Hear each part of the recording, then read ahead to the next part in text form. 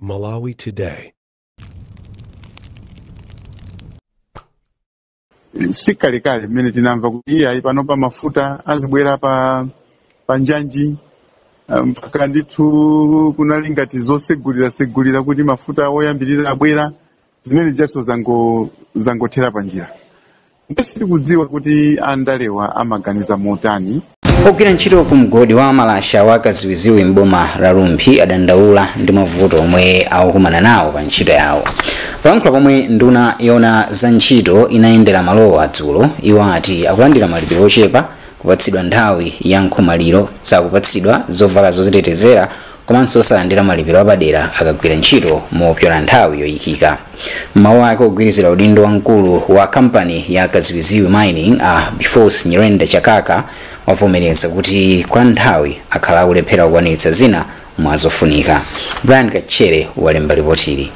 Malingana ndi anthu omwe ntchito ku mgodi wa Kaziwiziwi ku Lumphi, kampani sikulemekeza malamulo a dziko lino. Anthuwo ati kulandira malipiro ochepa, kusapasidwa zovala zozitetezera, kusapasidwa nthawi ya nkhomaliro, komanso malipiro akagwira ntchito mopyola nthawi yawo ndi ena mwa mavuto omwe akumana nawo. Kamba ka vuto la kuchepa kwa zovala monga majombo, anthuwa amabwerekana majombo ochepa omwe alipo. Nduna za ntchito mdziko muno apita dimba auza kampani kuti izilemekeza malamulo a ntchito a mdziko muno. Tauzanso kunena kuti akonze apange improve ndipo ifeyo tibwera tizayendereso. Komanso tapeza kuti masalari yawo ndochepa kwambiri. Munthu ogwira ntchito kunoko zaka 9 komabe akulandira 112,000. Pamene kampani imene lino ya mining amapanga ndalama zambiri pa chaka. Aliponso anthu ena ali maganyu ka 2-3 years koma kanaibe paganyu asali pa pension sizoona. Mawu ake ogwirizira udindo wa mkulu wa kampani ya Kaziwiziwi Mining Bifos Nyirenda Chakaka avomereza kuti kwa nthawi akhala akulephera kupereka zovala zozitetezera kwa ntchito awo. Ndinene kuti from November kuzafika pano mine yathu imene ndi mine section number 20 yakhala isakugwira ntchito because ili ndi mazi mkati. Ndikuti kugulisa sitikugulisa mokwanira. Ndikunena pano fika pano truck imodzi inapiteko ku market. Kampani ya Kaziwiziwi ndi ntchito 270 malamazo ku Lumphi. Ndine Brian Machere. Unduna wa zamtengatenga ndi zomangamanga wati kutsirizitsa ndondomeko zofuna kuyambanso ntchito za sitima zonyamula anthu kufika ku Lilongwe kuchoka ku Blantyre kutsatira kuima kwa sitima zaka zapitazi. Nduna wa Jacob Hara yati akhala kukumana ndi mavuto osiyanasiyana pa zokonzekera zomwe pano akuzikonza kuti sitimayi iyambirenso kuyenda kuchoka mchigawo chakumwera. Iwo akuti sitima zonyamula anthu zimagwira ntchito mongothandizira Amalawi, koma chidwi chachikulu chili pa sitima zonyamula katundu zomwe zimabweretsa phindu mdziko. Okay, sitima imene ikhala ikuyamba tsiku lililonse chifukwa chokuti panali ziwiri zitatu zomwe timaona.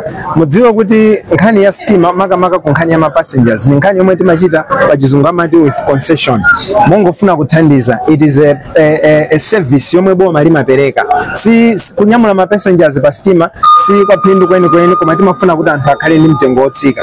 Ndezi timachita nthawi zina polumikiza sitima yomwe kunyamula katundu iphatikizenso ndi kunyamula anthu kuti mtengo wake ukhale ngati omverera. Kunyamula katundu aja yatsisire nkuti tikhalenga tuphatikiza ndi anthu. Ndezi tikuziona posachedwa pati khala tikuyambiranso ndi cholinga chokuti pa Malawi pano tiapatsa anthu mpata. Anthu azitha kusankha kuyenda pa ndege, azitha kusankha kuyenda pa sitima, azitha kusankha kuyenda pa basi, azitha kusankha kuyenda pa mtundu ina lonse ya mayendedwe omwe angasankhe.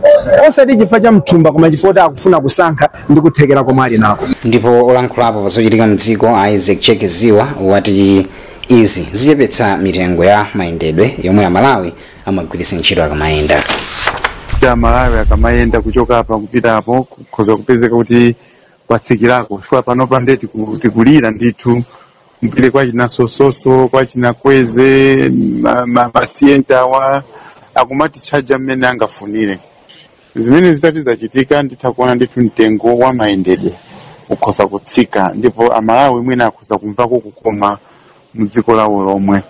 Sikalekale mmene tinamva kuti iya panopa mafuta azibwera pa njanji mpaka ndithu kunali ngati zosegulira kuti mafuta oyambirira abwera zimene jaso zangothera pa njira. Ndesiti kudziwa kuti andalewa amaganiza motani, koma si bwino kumanamiza Malawi choncho. Kuwapasa chikhulupiriro amene tinene kuti hope kenako zimenezo nkumathera m'madzi. Bungwe la Center for Social Accountability and Transparency langiza konsolo ya Karonga kuti ipereke zilango zokhwima kwa ogwira ntchito omwe anatumidwa kuyang'anira ntchito yomanga nyumba yogona alendo. Bungwe lona zomangamanga litalamula kuti aigwetse kamba kuti sanaimange bwino. Mkulu wa bungwe Awire Kambwandira amayankhulapo pa ganizo lomwe konsolo ilapanga kuti apempha bungwe lona zomangamanga kuti nyumbayi apitirize kuigwiritsa ntchito kuti azitolerako ndalama.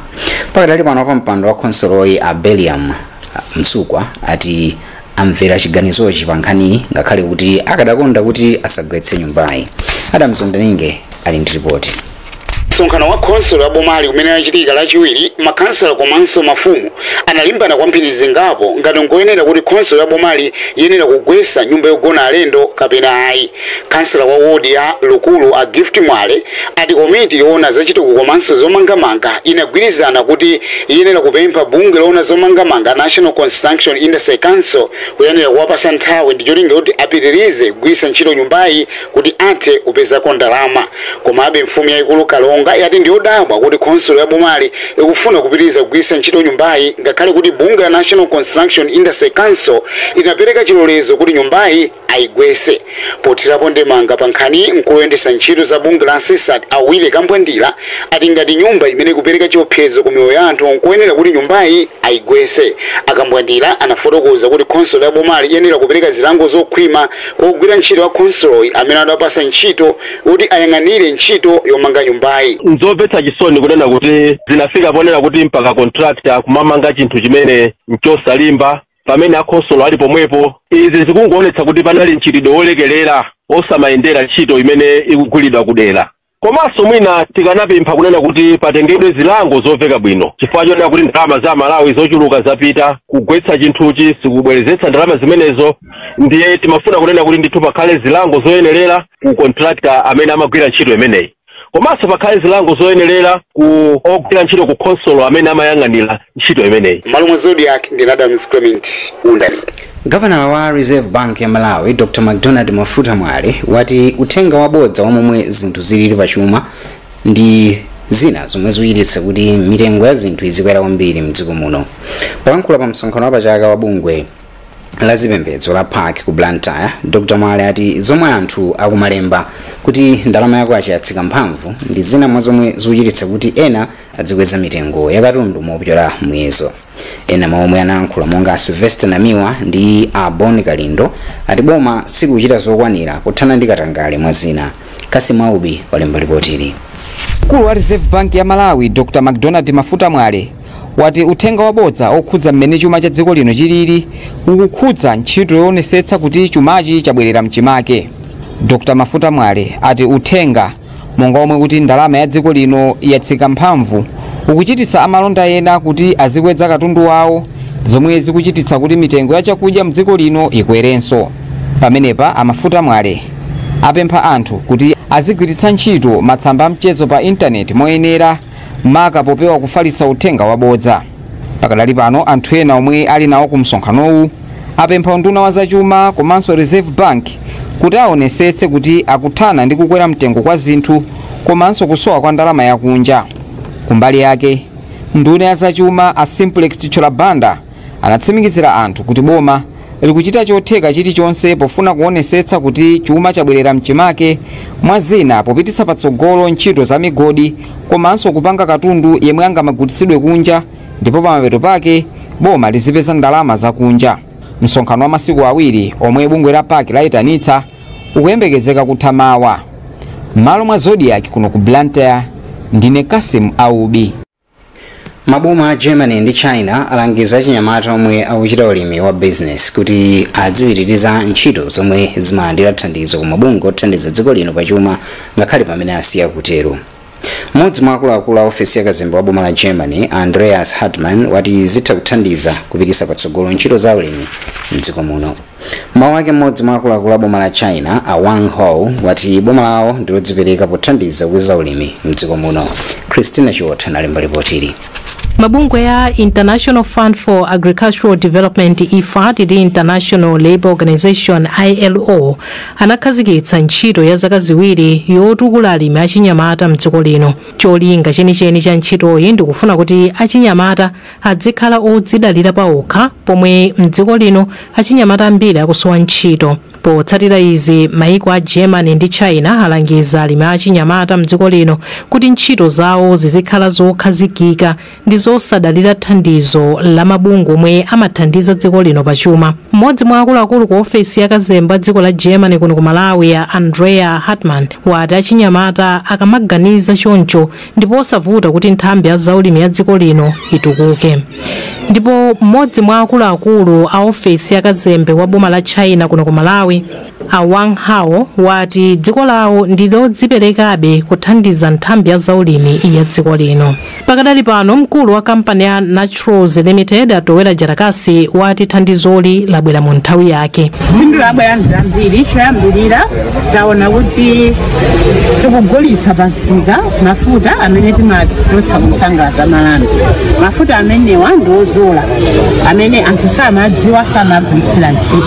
Koma pakali pano palifayo kuti ndi thandizo lawo tinaphunzitsa achinyamata ambiri kuti azitha kugulitsa mafuta amenewa ndi kuwafotokozera. Ntchito ya zaka ziwiri ayikhazikitsa maboma asanu ndi anayi a mdziko lino monga ku Chitipa, Karonga, Mzuzu, Lilongwe ndi Salima. M'malo mwa Zodiac kuno ku Lilongwe ndine Christina Chiwota. Muonera nkhani pano pa Zodiac ndipo masanano muli ndine Chance Mozabanda. Tikumbutsani ofesi ya zausodzi mboma la Nkara Bay yati asodzi omwe amagwiritsa ntchito zipangizo zosavomerezeka pokupha nsomba mnyanja akuchitira nkhanza ogwira ntchito awo amene amafufuza asodzi otere. Pankhola wachiwiri pa msonkhano wa nthambi zosiyanasiyana zomwe ofesi imagwira nazo ntchito yoteteza nsomba mnyanja monga apolisi, mkulu wa ofesi mbomali Adelings Kamenya ati anthu akulakwitsa ndipo apempha mabwalo a milandu kuti adzipereka zilango zokhwima kwa anthu otero. Nobel Mzembe ali ndi ripoti. Poyankhula ndi Zodiac lachiwiri, mkulu wa ofesi ya zausodzi mboma la Nkara Bay Adelings Kamenya ati ngakhale bomali lili pa namba 1 pa katoleredwe ka ndalama za misonkho kwa asodzi ndi gawo la zachuma cha dziko lino, kuchokera mu usodziwu vuto la kuchepa kwa zachuma ndi lalikulu kwambiri pakati pawo kuti akwaniritse kukhwimitsa chisamaliro cha nsomba mnyanja komanso misinje, ndipo yamikira bungwe la Ripple Africa kamba kotengapo gawo pothandiza ndi zachuma komanso katundu wina. Iwo ati lamulo lotetezera nsomba la mchaka cha 1997 la Fisheries Conservation and Management Act mchingerezi zilango zake nzosakhwima, choncho oweruza milandu yotereyi akuyenera kugwiritsa ntchito lamulo lofotokoza za momwe zilangozi zikuyenera kuperekeredwa monga momwe analiunikiranso mchaka cha 2005. Boma la Nkara Bay yasetsa ndithu kuthandizirapo mbali ya chuma. Chaka chimene chapitachi 100 inaliyonse ya matani takwanisa kuthandizira ndi 31 tani, komanso kumbali ya kutolera ndalama zimene zimapita ku boma kupyolera mu misonkho imene imaperekedwa kwa asodzi owalola kuti aphe nsomba takhalanso patsogolo. Mavuto tikukumana nawo siyanasiyana kwa mbali ya asodzi, mwina kuwukira anthu amene apita kukachita mapatrol kunyanjako kumachita za nkhondo zimene. Poyankhulapo pa zokambira nazi, mmodzi mwa oweruza milandu mbomali a second grade magistrate Alex Mairos ati mkumano yotereyi ndi yofunikira kwambiri kamba kuti imathandiza kuwunikira nanso za lamulo lokhuza chisamaliro cha nsomba mnyanja komanso mitsinje la Fisheries Conservation and Management Act mchingerezi. Malo mwa Zodiac mboma la Nkara Bay ndi Nobe Tamba Mtuva Mzembe. Mtsogoleri wa dziko lino Dr. Lazarus Chakwera wati boma lake lakwanitsa kukhazikitsa ntchito zachitukuko za zomangamanga zoposa 600 kuchoka pomwe anamsankha pa udindo chaka cha 2020. Achakwera amayankhula izi pa tsiku lolimbikitsa ntchito ya zomangamanga ndipo ati posachedwa apa atulutsa mndandanda wa ntchitozi komanso zithunzi zake pofuna kuonetsa zomwe boma lake likuchita. Mkulu wa bunge la NCIC Engineer Gerard Konje wati nthambi yawo yayika ndondomeko zokhazikika zomwe kampani zikuyenera kutsata kuti zikwanitse kumanga zinthu zolimba mdziko muno mosiyana ndi kale. Emon Piringu walemba ripoti ili. President Lazarus Chakwera wati boma lake ndilodzipereka kumanga zitukuko zolimba komanso zooneka bwino mdziko lino. Achakwera ati mzaka zomwe zapitazi iwo ali mtsogoleri boma lakwanitsa kumanga zitukuko zokwana 600 zomwe zina mwa izo zikumangidwabe. Iwo ati anthu ena akufalitsa bodza kuti boma lawo likungomalizitsa ntchito za chitukuko zakale ndipo silinachitepo zitukuko zoyamba lokha. Nduna ya zamtengatenga Jacob Hara yati boma kudzera ku nduna wawo layimitsa kampani zokwana 13 zomwe zimagwira ntchito zomangamanga kuti zisagwirenso ntchito mdziko lino kwa zaka 7 atikamba kolephera kutsatira malamulo komanso kumanga zinthu zosalimba. Tachotsa mndandanda wa macontractors athu omwe aloledwa kugwira ntchito muno Malawi okwanira 9 zaka 5 zimene zimulamulira wa Dr. Lazarus Chakwera, komanso ma engineers omwe amayang'anira ntchito, ma supervisors, ma consultant engineers okwanira 4 omwe tafufuta kuti saloledwanso kugwira ntchito muno Malawi chifukwa chokuti amachita zawo kamberembere, ena kupereka ntchito yabodza, ena kufuna kupanga zinthu mwawo kamberembere. Zimenezi tawauza kuti sangagwirenso ntchito ina iliyonse mdziko muno zaka 7. Izi zikuchita mochenjeza wina aliyense yemwe angafuna kubera Malawi chifukwa ndalama zomwe timamangira chinthu ngakhale ngongole ni ngongole yoti adzabereka nawo athu. Mkulu wa bungwe loona zomangamanga mdziko lino Engineer Gerard Khonje wati bungwe lawo likulimbikitsa kutsatira malamulo, kulimbikitsa maubale a kampani ndi boma komanso mfundo zina ati pofuna kukwaniritsa kukhala ndi ntchito zachitukuko zolimba. Tinayika ndondomeko yonena kuti tiaphunzitse Amalawi, tiaphunzitse makampani a Chimalawi kuti athe kukhala ndi capacity yokwanira kuti atha kugwira ntchito zomangamangazo bwino. Monga mwaona ngakhale pa chionesero chimene chikuchitika pali zima equipment kapena zima machines zazikulu zima machines zimene mukuonazi ndi machine amene eni yake ndi Amalawi. Nduna yoona za mtengatenga Jacob Muhara yalengeza kuti tsiku lokumbukira nthambi ya zomangamanga izikhalapo chaka chilichonse. M'malo mwa Zodiac kuno ku Lilongwe, ndine Imon Piringu. Nkhani zina, nduna yaikulu yakale ya dziko la Democratic Republic of Congo ayimanga pa mlandu okhuza katangale. Augustine Matata alamula kuti akagwire ukaidi wa zaka 10 pamodzi ndi bwana mkubwa wakale wa banki yaikulu ya dzikolo Deogracius Mutombo kuzembetsa ndalama za boma zokwana $245 million. Koma loya woyimira Matata wati chigamulochi sichoyenera komanso chikukhuza ndale. Malipoti akuti ndalamazi zinali za ndondomeko ya ntchito za ulimi imene cholinga chake chinali kuthetsa njala mdzikolo. Matata anali nduna yaikulu ya dziko la DRC kuchokera chaka cha 2012 kufika 2016. Apanso ndiwo mapeto pa nkhani zathu.